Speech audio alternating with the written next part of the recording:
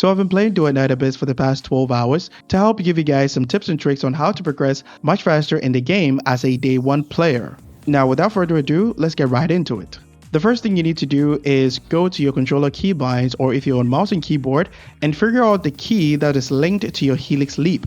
Helix Leap will be your main method of exploration in the overworld, and let me show you guys real quick how that works. Now for me, Helix Leap is bound to the click of my left joystick. So if I click on it, this happens. Now you can see that we didn't cover that much of a distance, but if you put your cursor in the air or much further from the ground, this happens. And the best part about Helix Leap is that you can use it to cover vertical and horizontal distance. And all you need to do is basically adjust your cursor further from the ground and then take off just like so. Now, you can actually use it to kind of like bunny hop so that you can reach places much faster. So all you need to do is basically click the button that your Helix Leap is assigned to the moment your character touches the ground. Just like so, alright? Just like that. You can combine the Helix Leap with your dash input to cover more horizontal distance, like just like so. Just like that. Alright, now if I put my cursor further from the ground, this is exactly what happens. You can actually dash twice, by the way. You basically have 2 dash gauges, as you can see right here. Now, you can combine the Helix Leap with your ranged weapon as well to cover more horizontal distance. And for me, it's actually the right trigger. If I press on it, my character shoots just like so, alright? Now, when you begin to shoot in the air, your character actually floats in midair just like so. As long as you continue to shoot in midair, your character floats and reaches the ground or comes to the ground very slowly. Now, you can combine that with the Helix Leap in addition to your dashes, and this happens. Oh sh.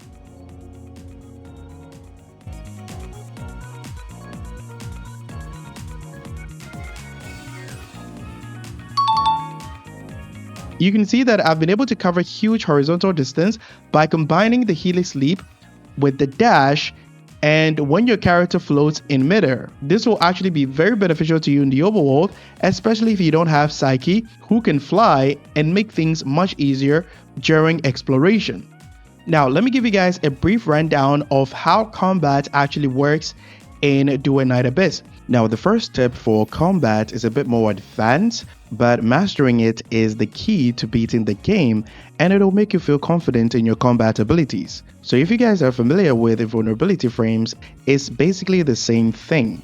Your dodges have invulnerability frames, but the window is very short, so if you want to ignore any type of damage in the game, you can just dash right before the attack hits you. Let me use this enemy here as an example. I want you to keep an eye on my health and my shield bar. There we go. There we go. And another one. So you guys can see that I'm literally dashing into the attack, but I'm not taking any damage.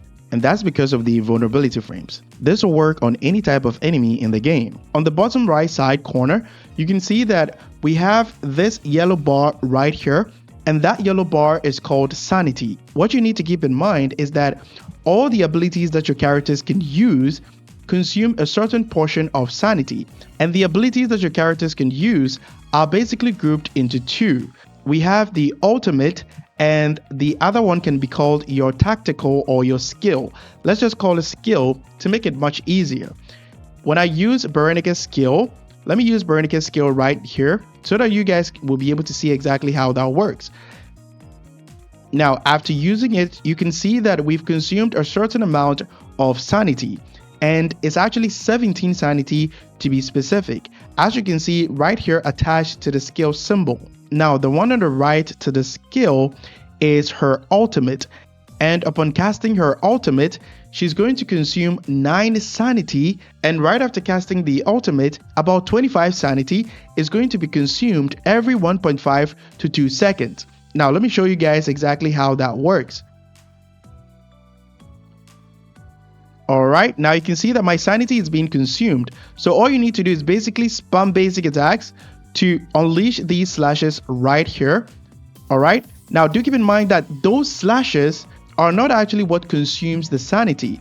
However, using the character's ultimate basically allows them to drain their sanity point gradually over time to do significantly more damage. Now let me use a different character like Rebecca so that you guys will know exactly how this works. Okay, I am still recovering sanity if you're not doing anything with your character or if you're not spamming your skills.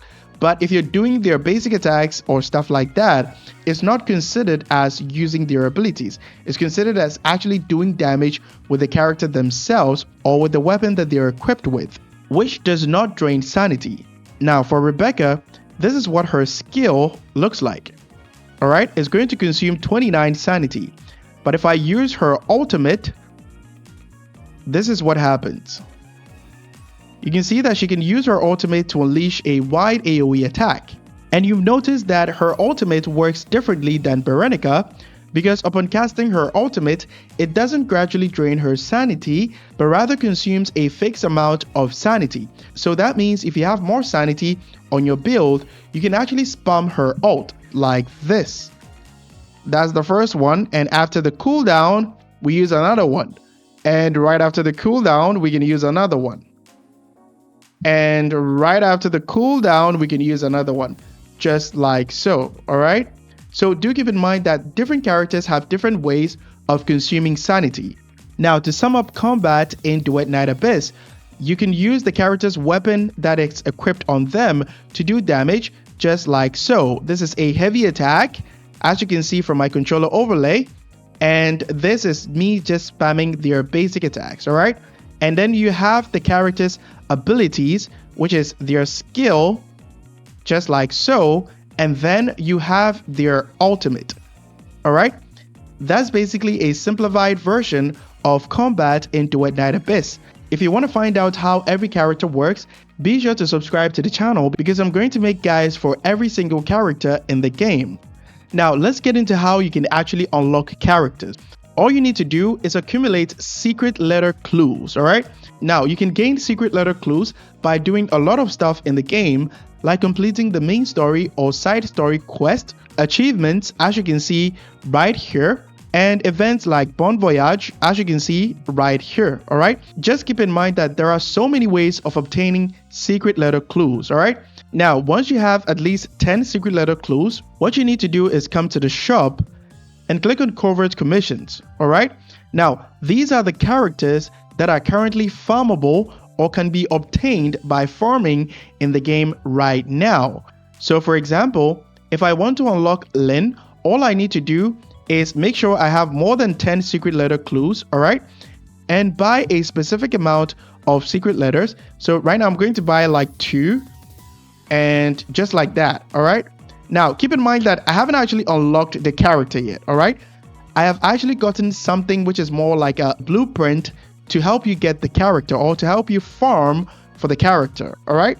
So once you have the secret letter for Lynn, all you need to do is go to combat and then click on commissions, click on covert commissions, and then you can see character, weapons, and demon wedge right here. So all you need to do is click on one of these 3 options. So for example, if you click on capture, this is what happens. It asks you to select a secret letter for the character that you want to farm. All right. Now, if I click on Lynn, these materials that you can see right here are possible materials that you can obtain from that particular dungeon that you're going to farm. And these are actually what you need to be able to unlock Lynn. You can see here that it says Thought Lynn. I currently have 2 of them because I've already been farming for Lynn, but the highest amount of Thought for Lynn that can drop is 10, and the lowest amount of Thoughts that can drop for Lynn is 2, all right? But do keep in mind that these ones are actually very, very rare.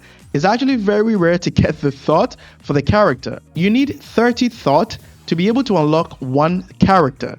But as a complete beginner, it's going to be very difficult for you to farm the Thoughts for the character that you want to get because of your character's level. It says right here that your characters need to be at least level 40 to make it easy for you to defeat the enemies.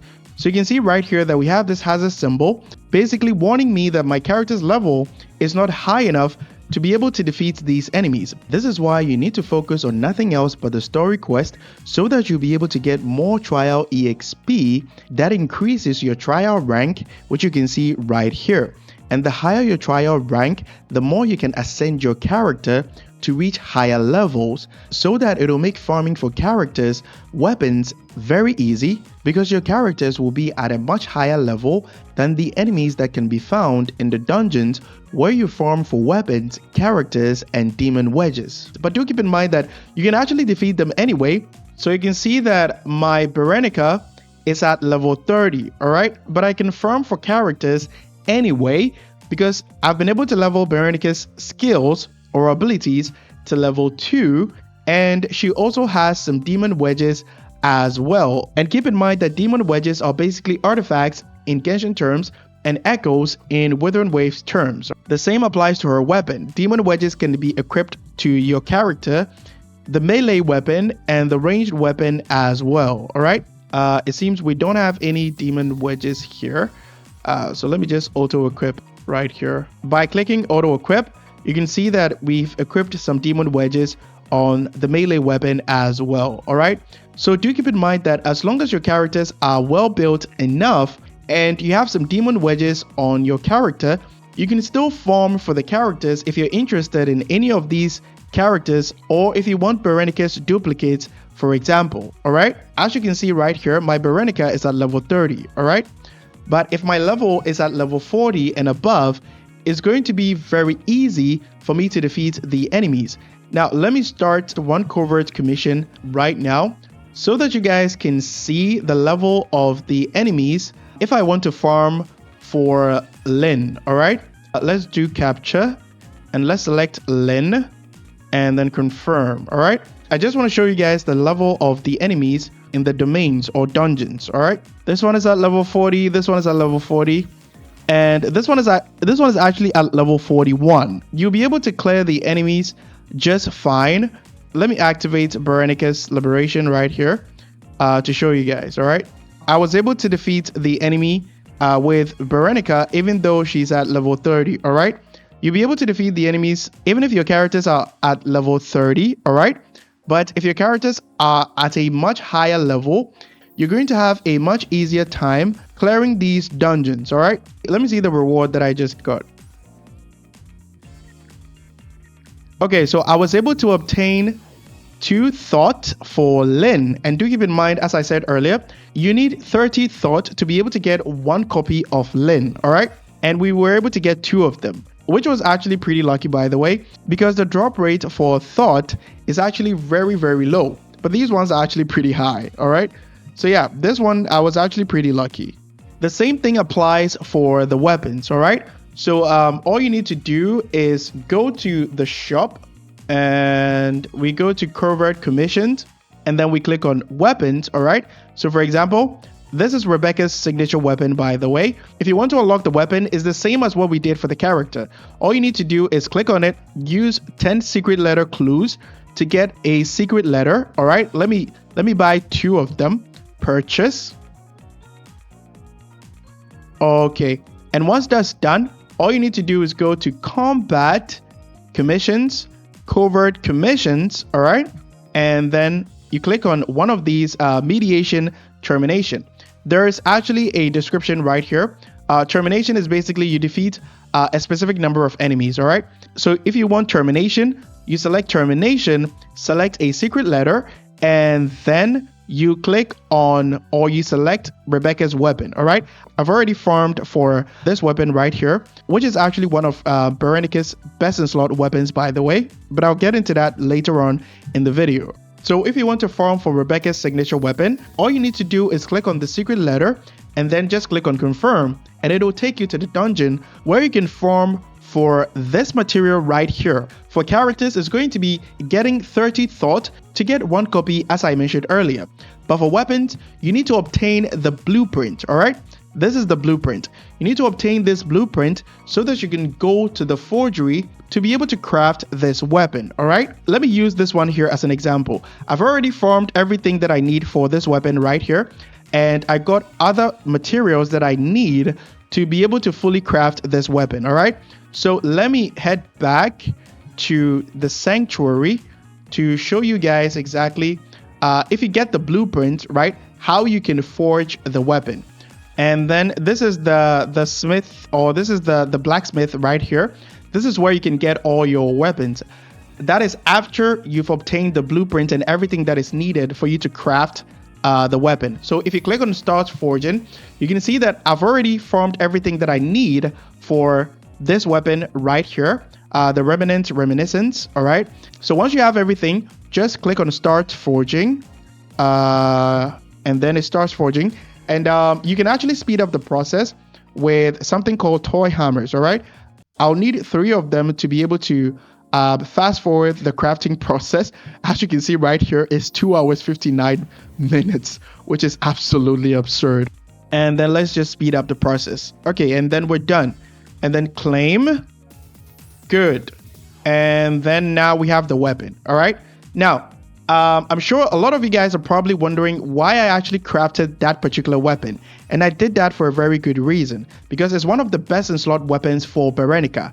But how exactly do you determine best in slot for your favorite characters or your DPS characters or the characters that you want to use? If you click on Armory, and keep in mind that this is the place where you're going to see the melee weapon, the ranged weapon, consonance weapon, the Geniemons, and then your tactical backpack. Now, if we take Berenica, for example, right here, it says Umbro attack. All right.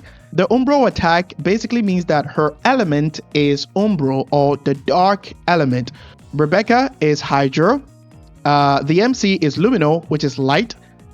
Daphne, which is the healer in the game, is Animal, or wind. Truffle is also Animal.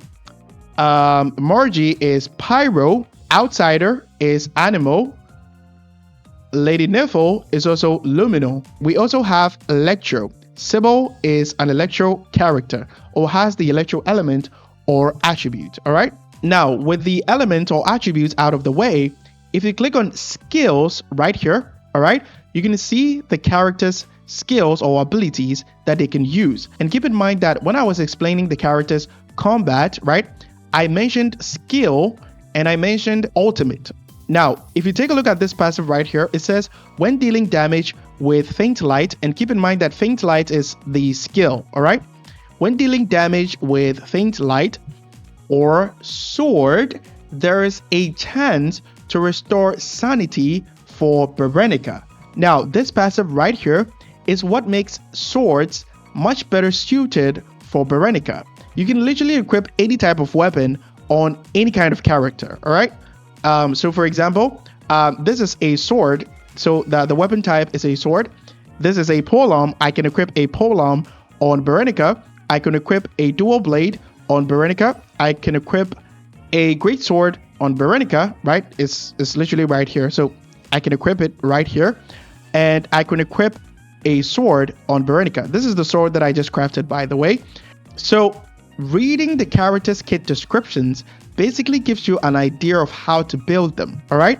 So that means that if you're not using a sword, you're basically not taking full advantage of this passive right here. Now, the reason this is one of Berenica's best in slot weapons is that it synergizes with Berenica's passive, which is this one right here, which allows her to restore more sanity when dealing damage so that you can spam her ultimate much more often. Now, one of the easiest ways to determine which weapon type is the best for your character is by just going to weapons, all right? And then just click on this button right here. And you can see that this section of weapon, or these weapon types right here, basically have a thumbs up showing or telling you that Berenica does better with swords, okay? Now let's get into demon wedges, all right?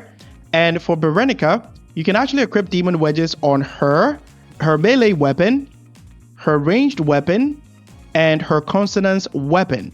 You cannot equip demon wedges on your Geniemons or the pets in the game. Let me show you guys exactly how the demon wedges work. These demon wedges right here, I didn't farm for these demon wedges, by the way.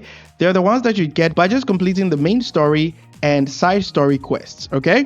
So you don't have to worry about farming demon wedges. And do keep in mind that you can actually farm demon wedges the same way that you farm for characters and weapons, all right?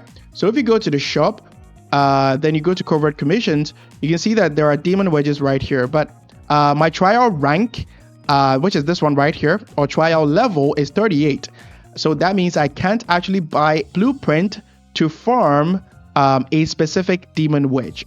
Now, the game actually has a system which you can use to find the best demon wedges for your characters. So if you go to Demon Wedge Casket right here, the main focus will be on matching tips. Now you can see here that for Berenica, it says that this is the best or the recommended demon wedge that you're supposed to use, and it all depends on the kind of stats or passives that you can find on the demon wedge, okay? So for example, if we click on this one here, it says skill efficiency. And do keep in mind that skill efficiency is basically how much sanity is consumed whenever you use your character's ability. So if your skill efficiency is really high, it reduces the amount of sanity that your character consumes whenever you use their abilities. And we've clearly established that Berenica is actually sanity hungry, or she needs as much sanity as she can get. So having skill efficiency, which reduces the amount of sanity that she consumes whenever she uses her abilities, will allow you to do even more damage because you can spam her abilities more often. If we click on this one right here, we have max sanity is increased by 30%, and we also have skill efficiency right here. So you can see that equipping these demon wedges on Berenica actually helps her more because the stats that she really needs, which is skill efficiency, can mostly be found on these type of demon wedges, all right? So it's not like Echoes in Withering Waves, where if you get a 3-piece set or a 5-piece set, you'll be able to activate a set bonus, or you'll be able to activate a different kind of passive that also buffs your DPS character or the character that is equipped on. It's all about stats, and the stats that your character really needs are tied to specific demon wedges. Now let's get into Geniemons. For Geniemons, they're just pets that you can find in the overworld, and feeding them starts this minigame, and once the minigame is successful, they get added to your inventory, and you can basically equip them right here. So you can see that I have a lot of Geniemons right here. All you need to do is select the one that matches the character that you're using. So for example, it says it deals Umbro damage equivalent to 468% of the main character's attack to enemies within range with an additional random attribute-based effect for 10 seconds. And this actually synergizes really well with Berenica because Berenica is of the Umbro attribute, all right? As you can see right here. And that brings us to the last part, which is Tactical Backpack. Your tactical backpack is very important, especially if you're not going to be playing co-op more often. And this allows me to summon Rebecca and Daphne, as you guys can see right here. And these are powered by AI. They'll basically help you with dungeons and stuff like that if you're not going to be playing co-op more often. So they can help make farming much more easier. However, you do need to build them properly, even though they are powered by AI.